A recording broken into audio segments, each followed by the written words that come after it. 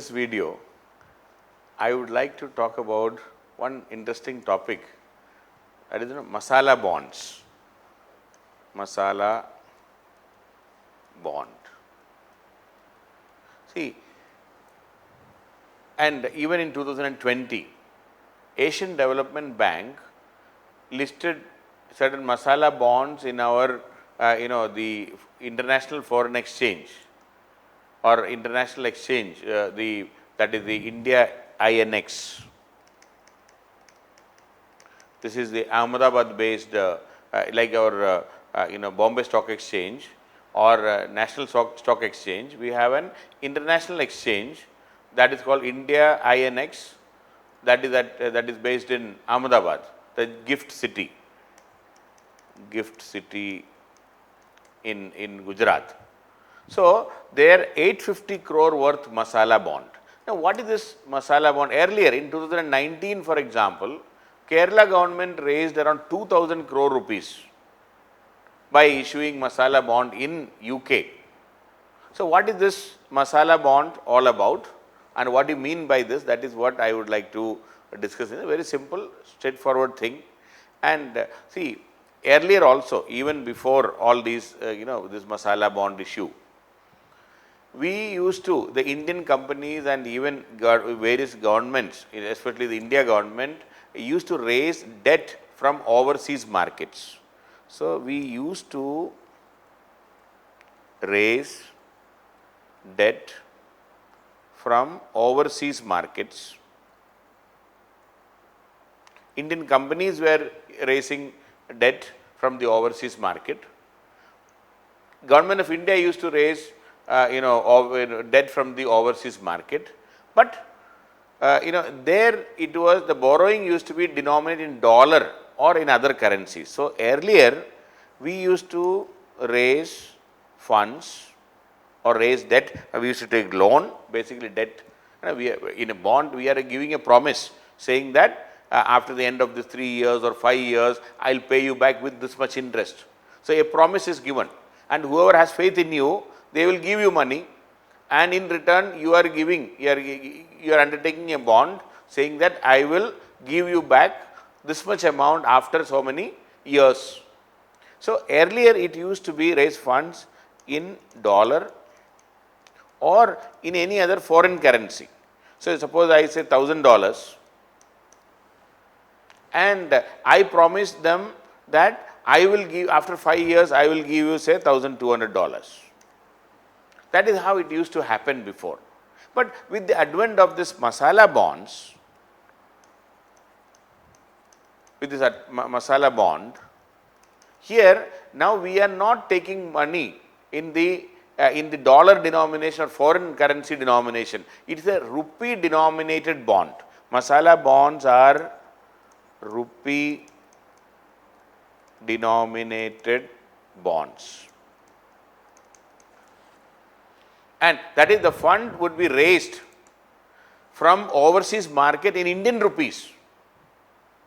So, there is a great difference, that is a great advantage, because Indian rupee is constantly getting devaluated. It is, the value is declining, and you might have heard that by mid of 2020 the 1 rupee, so rather $1 is equivalent to 75, 76 rupees, and it is constantly, this trend is going on, especially, it is going on right from the beginning. In fact, at the time of independence, if you look, in 1947, $1 was equivalent to less than say around 4 rupees. So, you give 4 rupees, you will get $1. That was the situation just before, I am talking about during the time of independence.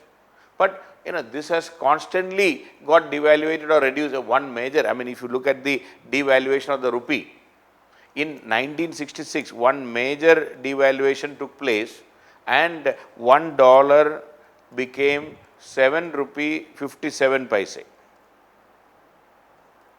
7 rupee 57 paise in 1966. Then in 1985 it became 12 rupee 34 paise. Just for an understanding I am telling this. In 1985 this $1 became 12 rupee 84 paise.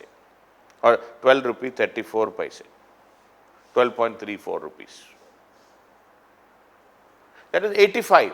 In 91, it became 26 because the major economic reforms, devaluation, $1 became almost 26 rupees. That is 1991. In 2008, it became around 39 rupees. Just see, 2008, $1 is around 39 rupees. And by 2014, it became around 60 rupees. When Prime Minister Modi came to power, $1 was equivalent to around 60 rupees. Now, in mid 2020, it is $1 is equivalent to around 76 rupees. See, after Prime Minister Modi came to power, 27% depreciation we can say. On an average, 5 to 6% depreciation every year is happening. Rupee value constantly declines. Depreciation is going on. It is getting, the value is getting declined. So, if you are taking a dollar denominated, so, from 4 rupee, $1 is equal to 4 rupee maybe in 1947. Now, $1 is to 76 rupee.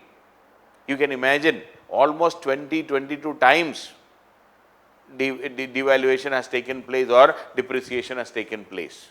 So, anyway, so when we take in dollars, so irrespective, so now suppose imagine you took dollar.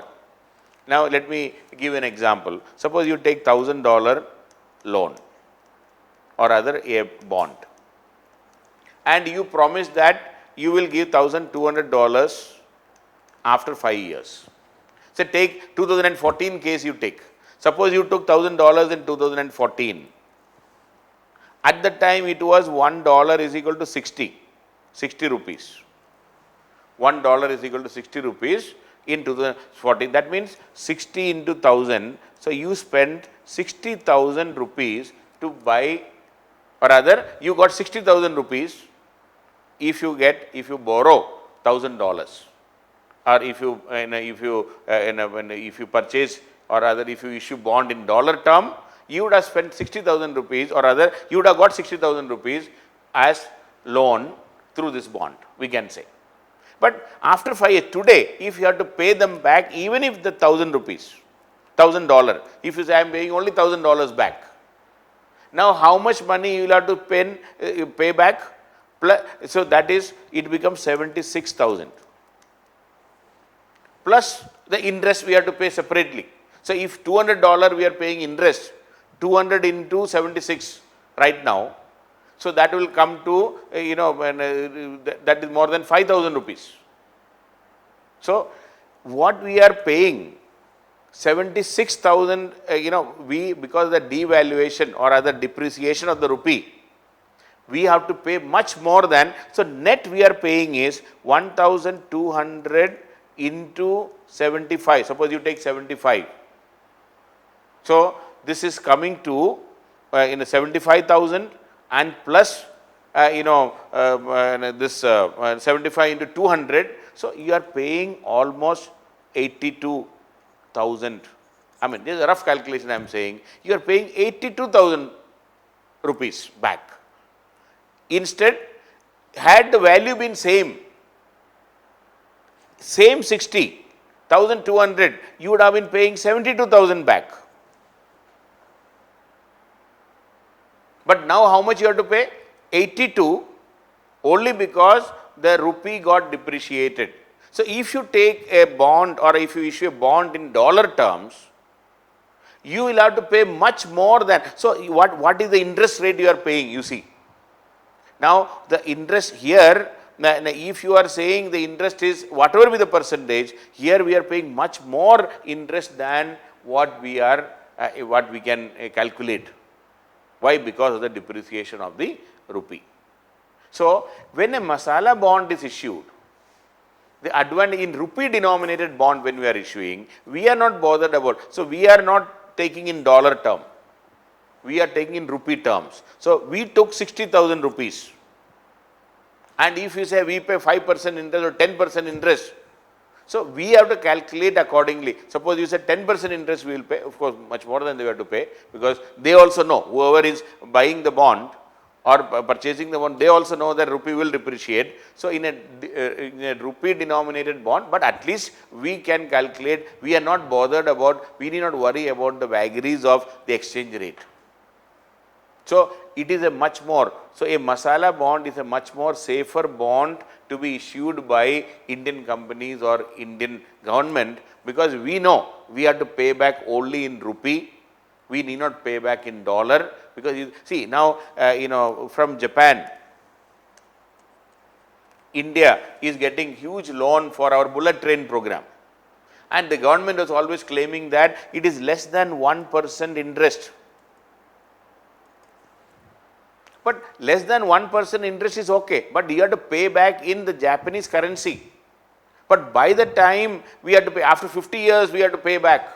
You are talking, we are calculating and say the interest rate is only 1%. But actual rate will be much, much higher, because Indian rupee is getting depreciated every year against yen also.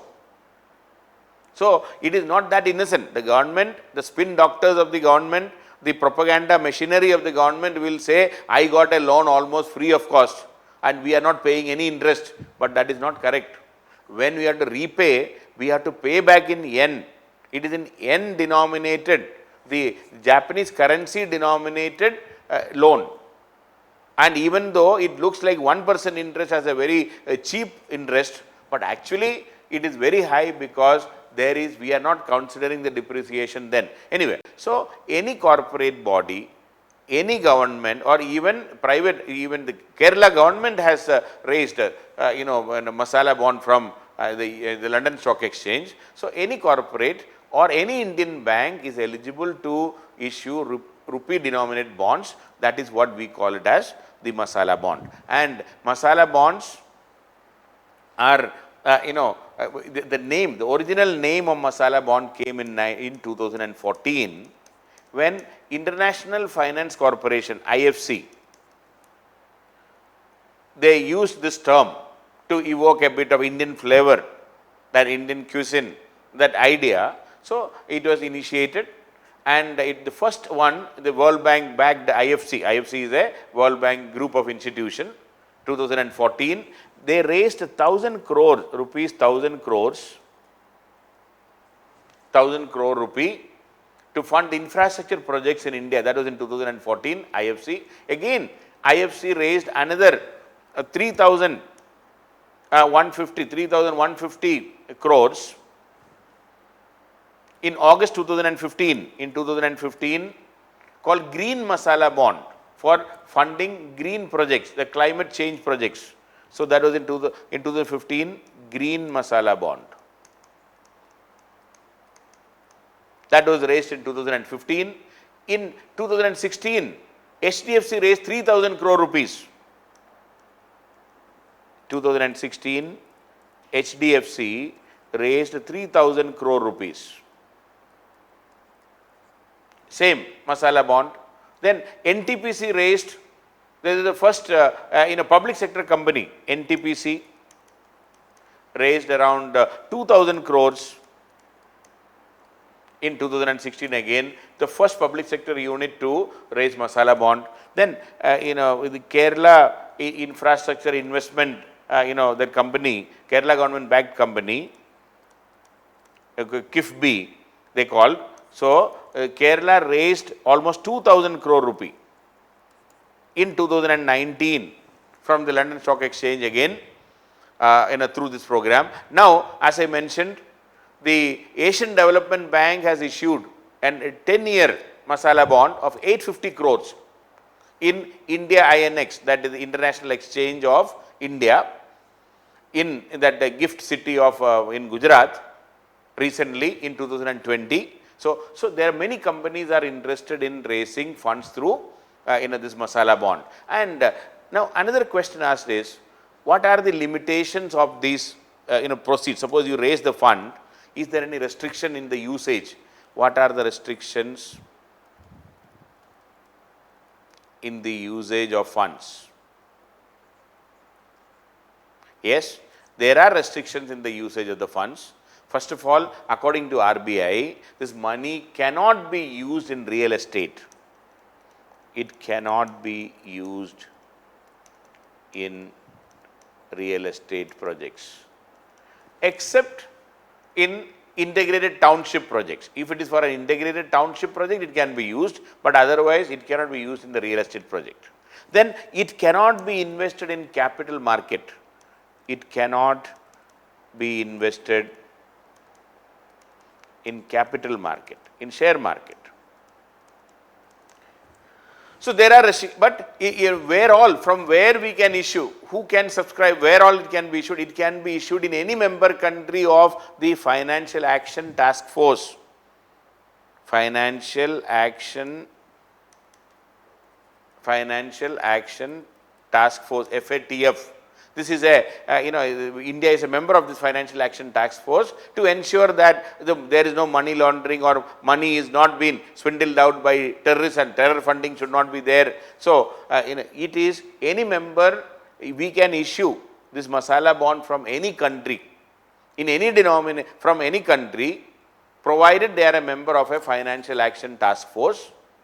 And it is also that exchange, the stock exchange comes under, is a member of the International Organization of Securities Commission.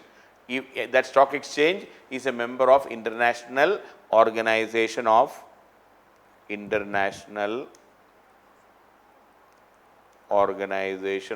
Securities Commission.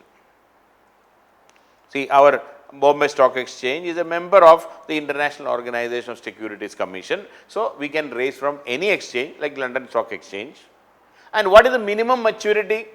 If you are raising less than $50 million, if it is less than $50 million, then the maturity should be at least 3 years. And if it is more than $50 million, the maturity period may be 5 years, and there can be even 10-year also, like the Asian Development Bank has raised one. So, anyway, a masala bond in Indian denominated, so that it can be used in the infrastructure projects in India. So, the minimum is 3 years for less than $50 million, and more than $50 million, the minimum of 5 years should be there. Minimum is 5 years. And when finally, as I told again and again, in a masala bond, when the repayment is to be given, the repayment, the calculation will be done based on the prevailing market rate at that time. See, very simple, let me tell you, when you took loan, say $1,000 once again, and at that time the exchange rate was 50 rupees, you are calculated and said that you got 50,000 rupees, that's all. Now, you agreed that you will pay back, after by paying interest, suppose 5 years and with the 10% interest, and the total amount comes to say we calculated and said that in the bond itself we have said that after 5 years I will pay you 60,000 rupees, suppose. So, at the end of the 5 years, the 60,000 rupees on that day, what is the exchange rate? If the exchange rate is 100 rupees, I am using a crude example, $1 is equal to 100 rupees. So, immediately 60,000 divided by 100 and you will get back $600, that is all. You paid $1,000, bought Indian masala bond. Now, after 5 years, if you get back $600, you will not like it in any case, but that is the model. You will say in the bond, you are giving it in writing saying that at the end of 5 years, I will give you this much amount. See, suppose you took 50,000 rupees and you say at the end of 5 years, I will pay you back 80,000. Imagine for a second. And if the exchange rate is 100 rupees at that time, then again you are paying back only $800. We are not bothered about what is the exchange rate in a masala bond. So, the conversion of such bond will happen at the market rate on the date of settlement of transaction undertaken for the issue. Okay. So, when you redeem on that day, whatever be the exchange, that much with that exchange rate, we will convert and give it back to the person who purchase the bond.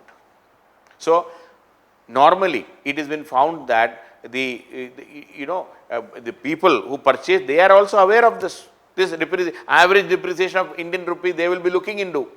See, normally the rate used to be whatever be the base rate of loan given by State Bank of India plus 5%.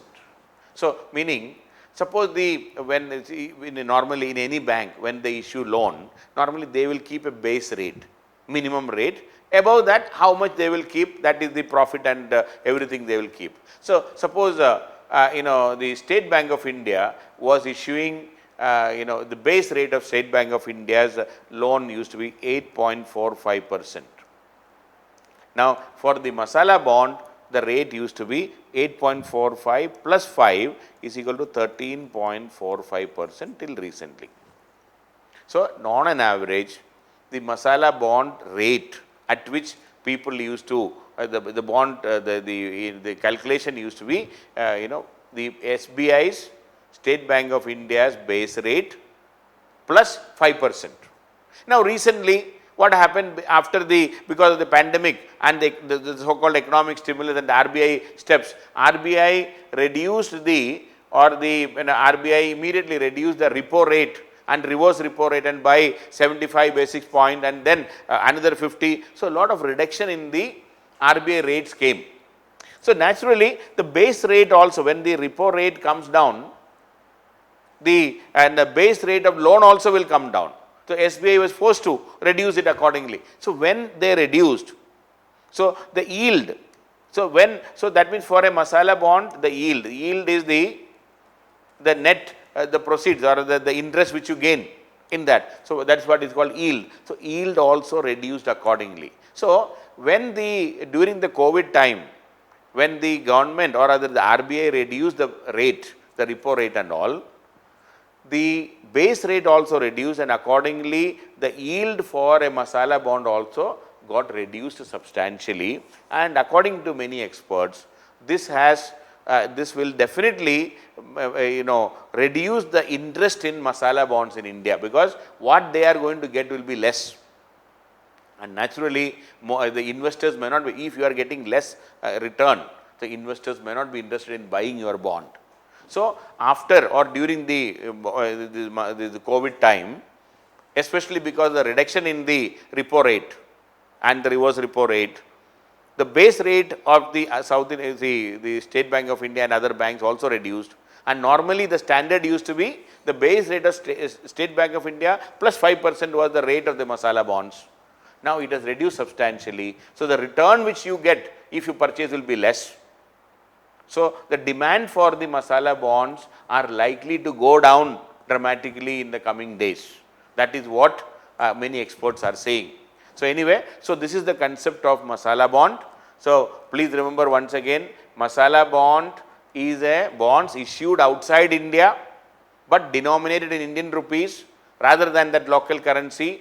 So, it is Masala means spices, you know very well, and first time it was issued by International Finance Corporation in 2014. The idea behind the whole thing is you are paying back in rupee, so we are not bothered about the depreciation of the Indian rupee, and we know very well Indian rupee is constantly getting depreciated. 2014 $1 was just 60 rupees, now it is 76 rupees in mid 2020. So, constant depreciation is going on, and when the depreciation happens, you need not, and in the bond if you are clearly saying I will pay you back in Indian denomination, and at the end of the 5 years or 10 years whenever you have taken this, whatever is promised in rupee we will convert and give. So, whatever be the exchange rate at that time, in that exchange rate we give. Had it been in the dollar or in pound sterling bonds, you have to pay that much amount at that time, we have to accordingly pay more, because Indian rupee is only depreciating, it is not appreciating. I do not think in the coming future in a developing country like India where inflation is there, and I do not think Indian rupee will appreciate, only the pace of depreciation matters, and it is around 5 to 6% every year. So, it is huge depreciation going on.